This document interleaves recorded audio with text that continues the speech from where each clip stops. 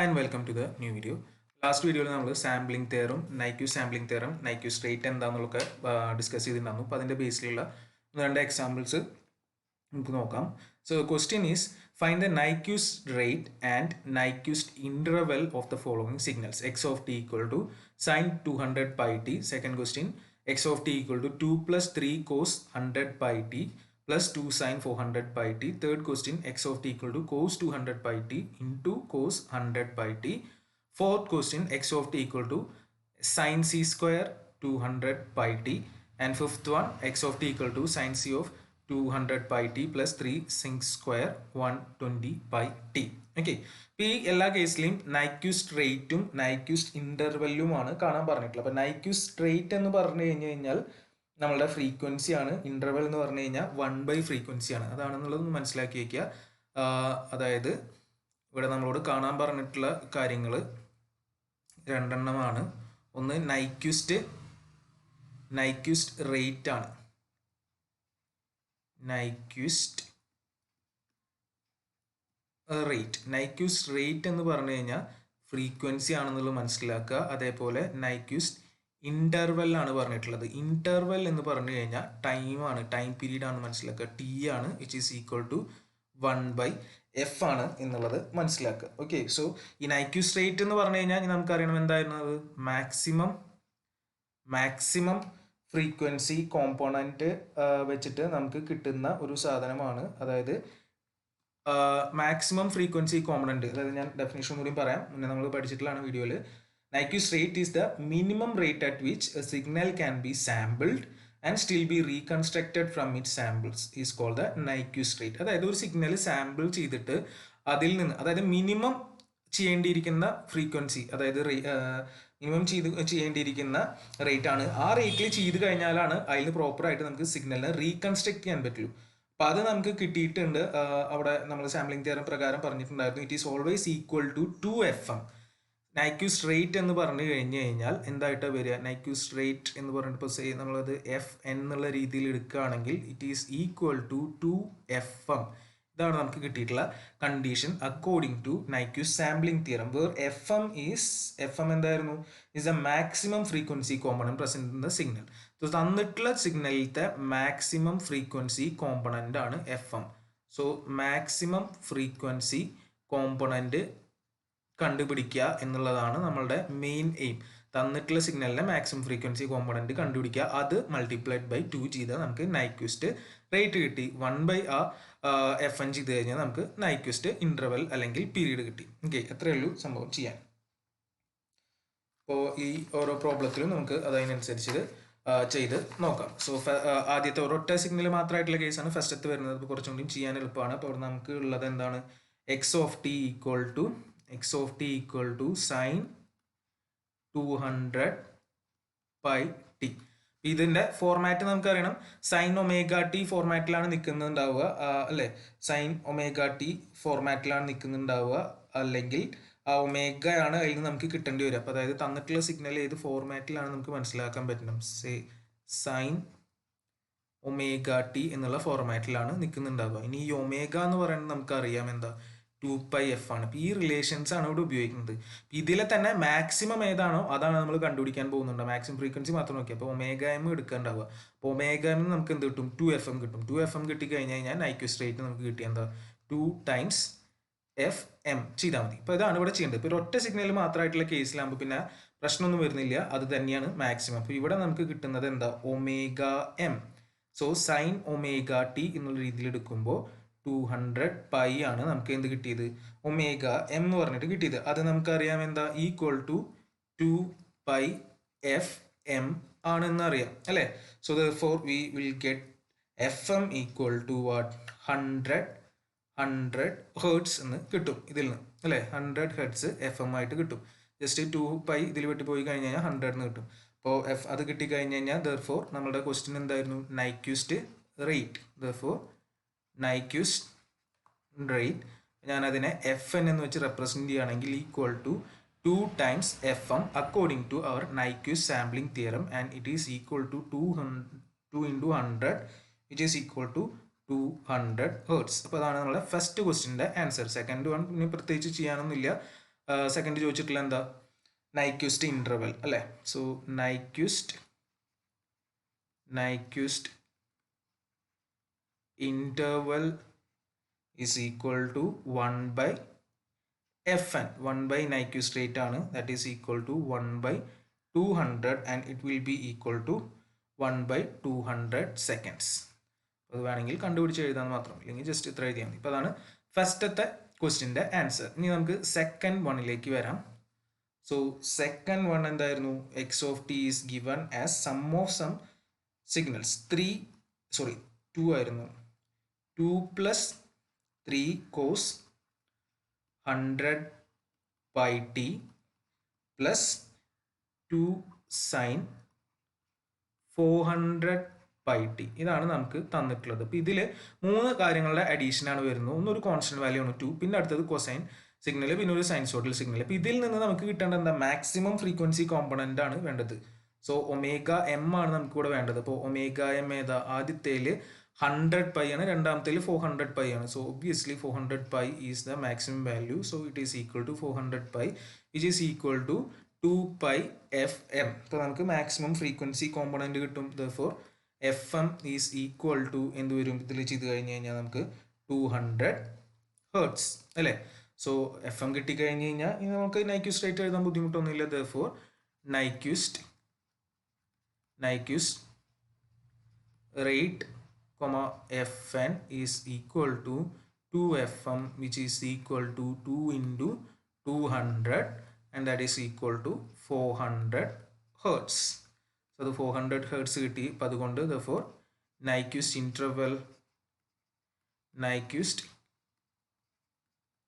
interval is equal to 1 by fn which is equal to 1 by 400 seconds. അതാണ് second ക്വസ്റ്റ്യൻ്റെ answer വരുന്നത്. Okay, ഇനി നമുക്ക് തേർഡ് ക്വസ്റ്റ്യനിലേക്ക് വരാം. തേർഡ് ക്വസ്റ്റ്യൻ എന്തായിരുന്നു? X of t is equal to cos 200 pi t multiplied by cos 100 pi t. Cos 200 pi t multiplied by cos 100 pi t ആണ്. നമുക്ക് ഇങ്ങനെ അഡീഷൻ ആയിട്ടാണ് വേണ്ടത്, മൾട്ടിപ്ലിക്കേഷൻ ആയിട്ടില്ല വേണ്ടത്. അപ്പോൾ നമുക്ക് ഇതിൻ്റെ കൊസൈൻ ട്രിഗണോമെട്രി ഇക്വേഷൻ ഉപയോഗിച്ചിട്ട് നമുക്ക് ഇതിനെ എന്തായിട്ട് മാറ്റി എഴുതാം? Half of cos a plus b plus cos a minus b format ആണല്ലോ. സോ എന്ത് വരും? Half of cos 200 pi plus 100 pi t plus cos of 200 pi minus 100 pi t എന്നുള്ള രീതിയിൽ നമുക്ക് കിട്ടും. And that is equal to 1/2 into cos of എന്താ കിട്ടുക? 300 pi t plus cos 100 pi t. ഇപ്പോൾ നമുക്ക് അറിയുന്ന ഫോർമാറ്റിലേക്കായി സമ്മേഷൻ ആയിട്ട്. ഇപ്പോൾ ഇതിൽ നിന്ന് നമുക്ക് എന്ത് കിട്ടും? ഒമേഗ മാക്സിമം ഫ്രീക്വൻസി കോമ്പണൻ്റ് എത്ര എടുക്കുന്നത്? 300 പൈ അല്ലേ. 300 pi and it is equal to 2 pi f m. therefore fm is equal to therefore നമുക്ക് കിട്ടും fm is equal to what? 150 hertz. So fm 150 hertz കിട്ടി. അപ്പോൾ അതുകൊണ്ട് therefore Nyquist rate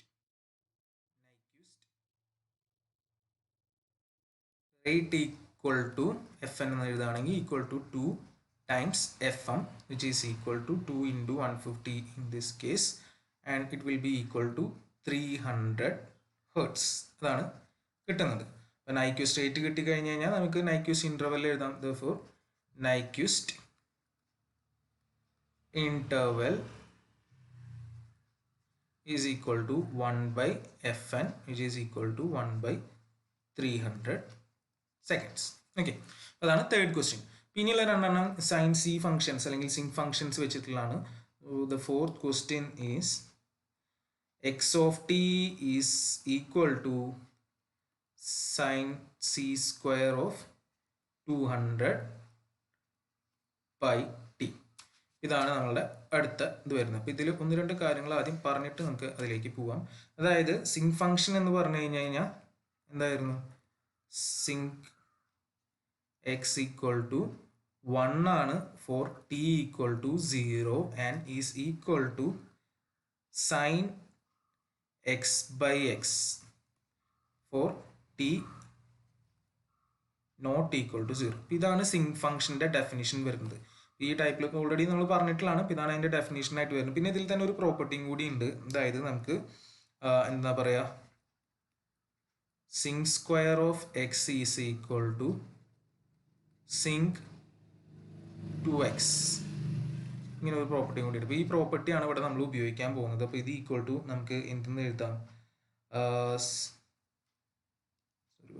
നമുക്ക് equal to ഇപ്പോൾ എന്താവും, സിങ്ക് 2 × 200 pi t എന്ന് വരും അല്ലേ. 2 × 200 pi t and that is equal to sinc 400 pi t എന്ന് കിട്ടി.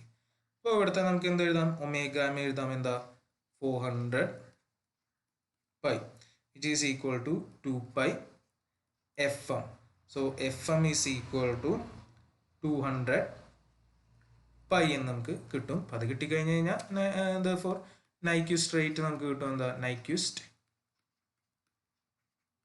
rate is equal to 2 fm and it is equal to 400 pi. Nyquist rate നമുക്ക് വേണമെങ്കിൽ fn തന്നെ എഴുതി വയ്ക്കാം. അപ്പോൾ അത് കിട്ടിക്കഴിഞ്ഞ് കഴിഞ്ഞാൽ therefore Nyquist interval നമുക്ക് എഴുതാം. Nyquist interval is equal to 1/fn equal to ഇതിൽ എന്താ പറയുക, ഇതിൽ നമുക്ക് പൈ ഇല്ല കേട്ടോ, പൈ വന്നതാണ്, ഹെഡ്സ് ആണ് അവിടെ എഴുതുന്നുണ്ടാകുന്നത്. ഇത് 400 Hz എന്നാണ് വരിക. So this is equal to 1/400 seconds. ഒരു ക്വസ്റ്റ്യൻ കൂടി ഉണ്ടായിരുന്നു ലാസ്റ്റത്തെ, അപ്പോൾ അതും കൂടി നമുക്ക് നോക്കാം. ഇതറിയാമെങ്കിൽ ഇനിയിപ്പോൾ അത് സിമ്പിളാണ്. 5th one എന്തായിരുന്നു, x of t is equal to sinc 200 pi t plus 3 sinc square 120 pi t ആണ്. ഇപ്പോൾ ഇവിടെയും നമുക്ക് മറ്റേ പ്രോപ്പർട്ടി, നേരത്തെ പ്രോപ്പർട്ടി പ്രകാരം വെച്ചിട്ട് രണ്ടാമത്തേനെ മാറ്റി എഴുതേണ്ടി വരും. അപ്പോൾ എങ്ങനെയാവും, ആദ്യത്തെ അതേപോലെ തന്നെ കിടക്കും 200 pi t, അതേപോലെ തന്നെ രണ്ടാമത്തെ സ്ക്വയർ ഉള്ളിലേക്ക് എടുക്കുമ്പോൾ എന്തായിട്ട് മാറും, സിങ്ക് 240 pi t എന്നായിട്ട് മാറും. ഇപ്പോൾ ഇവിടുത്തെ ഒമേഗ എം എന്താണ്, omega m is equal to 240 pi ആണ്, which is equal to 2 pi fm. അപ്പോൾ ഇവിടുത്തെ fm ഈക്വൽ ടു നമുക്ക് എന്ത് കിട്ടും, 120 Hz എന്ന് കിട്ടും. fm 120 Hz കിട്ടിക്കഴിഞ്ഞ് കഴിഞ്ഞാൽ Nyquist റേറ്റ് നമുക്ക് കിട്ടും. Nyquist rate which is represented by fn is equal to 2 fm is equal to 2 × 120 equal to 240 Hz എന്ന് കിട്ടും. So therefore Nyquist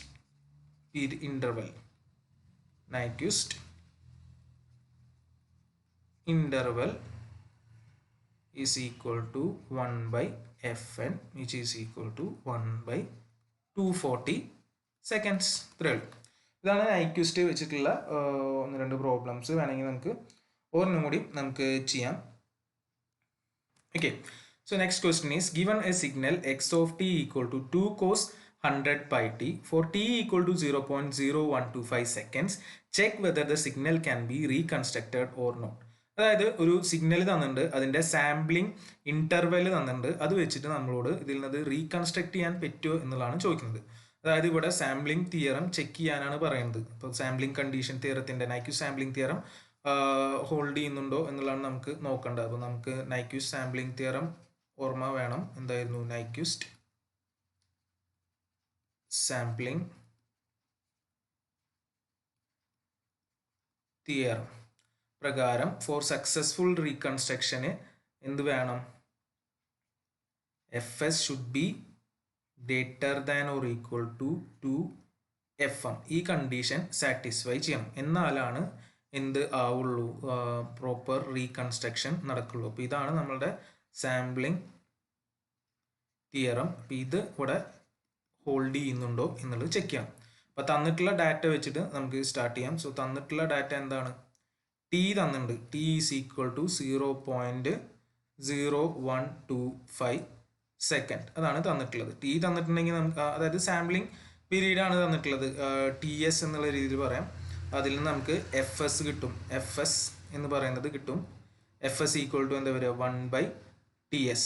1/TS ആണ് ഇസ് ഈക്വൽ ടു എന്ത് വരും, ഇവിടുത്തെ കേസിൽ 1/0.0125. അത് ചെയ്താൽ നമുക്ക് കിട്ടുക 80 ഹേർട്സ് ആണ് കിട്ടുക.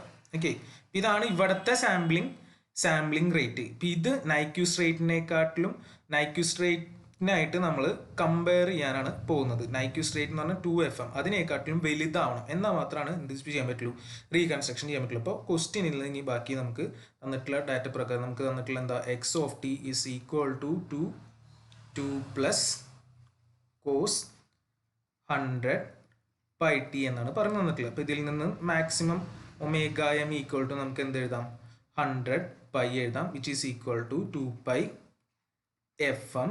therefore fm നമുക്ക് കിട്ടും എന്താ, fm is equal to 50 hertz അല്ലേ. fm 50 ഹേർട്സ് കിട്ടും. അപ്പോൾ അതുകൊണ്ട് ഇവിടുത്തെ fm 50 ഹേർട്സ് കിട്ടിക്കഴിഞ്ഞ് കഴിഞ്ഞാൽ നൈക്യൂസ്റ്റ് റേറ്റ് നമുക്ക് കിട്ടും ഇല്ലേ. നൈക്യൂസ്റ്റ് rate fn is equal to 2fm, which is equal to 2 into 50 and is equal to 100 hertz. 100 hertz ആണ് നൈക്യൂസ്റ്റ് റേറ്റ് വരുന്നത് അല്ലേ. ഈ നൈക്യൂസ്റ്റ് റേറ്റിനെക്കാട്ടിലും കൂടുതലാവണം നമ്മളുടെ സാമ്പിളിങ്. പക്ഷേ നമ്മളുടെ ഇവിടുത്തെ സാമ്പിളിങ് എത്ര, 80 ഹെർട്സ് ആണ്. അപ്പോൾ കണ്ടീഷൻ സാറ്റിസ്ഫൈ ആകുന്നില്ല. അതായത് FN എന്ന് പറയുന്നത് FN-നേക്കാട്ടിലും ചെറുതാണ് എന്ത് വരുന്നത്, FS വരുന്നത്. അപ്പോൾ നമുക്ക് എഴുതാം ആസ്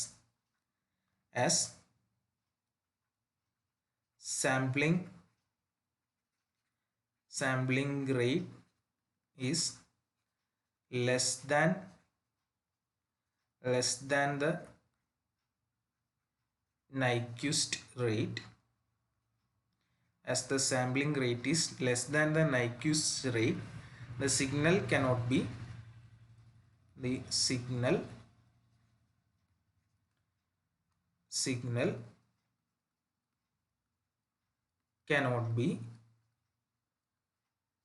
reconstructed. ഇപ്പോൾ നൈക്യൂസ് തിയറം ഹോൾഡ് ചെയ്യാത്തതുകൊണ്ട് സിഗ്നൽ റീകൺസ്ട്രക്ട് ചെയ്യാൻ പറ്റില്ല. അപ്പോൾ അതാണ് ഇതിൽ നിന്ന് മനസ്സിലാവുന്നത്. ഓക്കെ, ഇപ്പോൾ ഇതൊക്കെയാണ് ഇതിൽ വരാവുന്ന എക്സാമ്പിൾ പ്രോബ്ലംസ് എന്ന് പറയുന്നത്.